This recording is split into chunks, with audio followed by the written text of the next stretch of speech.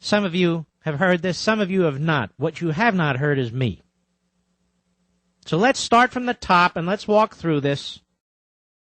This is 2001 WBEZ Radio, Public Radio, Redistribution of Wealth, Cut 1, go.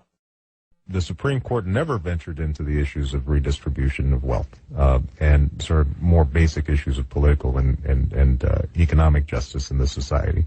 And to that extent, as radical as I think people tried to characterize the Warren Court, it wasn't that radical. It didn't break free from the essential constraints that were placed by the Founding Fathers in the Constitution, at least as it's been interpreted, and Warren Court interpreted it in the same way that generally the Constitution is a charter of negative liberties, says what the states can't do to you, says what the federal government can't do to you, but it doesn't say what the federal government or the state government must do on your behalf.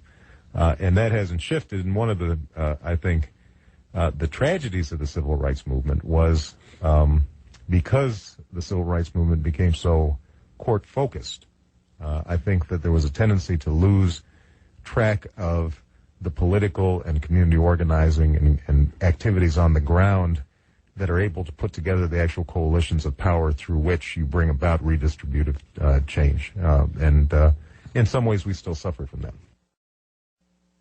As for calling you a socialist, sir, you called yourself a socialist. Redistributing the wealth, which you said repeatedly in 2001 in the audio, and you lamented that the court couldn't do it. We have to do it, in the streets, community organizing, electing people to do it.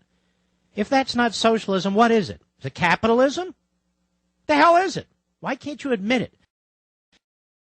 Cut 2, go.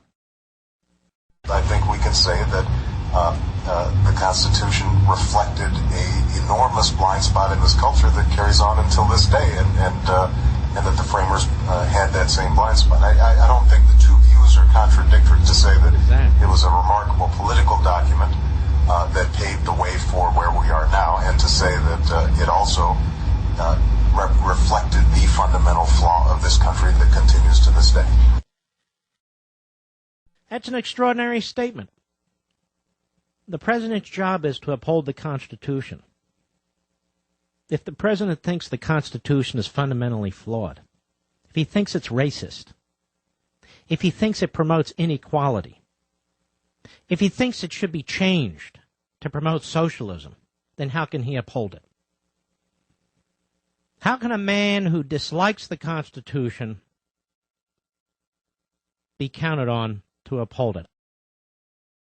There is no room for wiggle or misunderstanding here. This is not edited copy.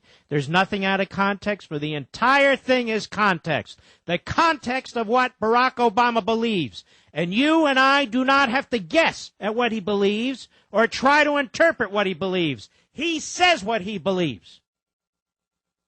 We have in our storied history elected Democrats and Republicans, liberals and conservatives and moderates. We have fought and will continue to fight pitched battles about how best to govern this nation, but we have never, ever in our 232-year history elected a president who so completely and openly opposed the idea of limited government, the absolute cornerstone of what makes the United States of America unique and exceptional.